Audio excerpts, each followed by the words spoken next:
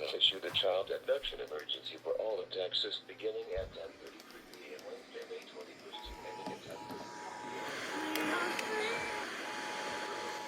Child abduction from Houston, Texas.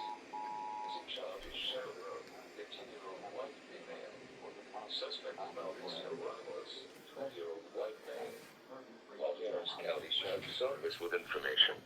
If seen, call 911. Mauricio Ramos, 20-year-old white male. Information. If seen, call 911.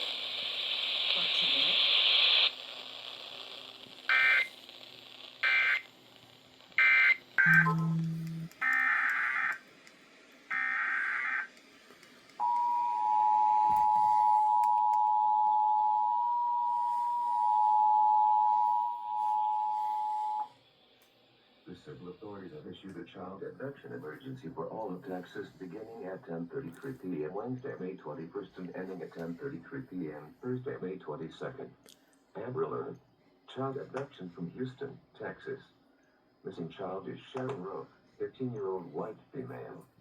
Suspect is Mauricio Ramos, 20-year-old white male. Call Harris County Sheriff's Office with information. If seen, call 911.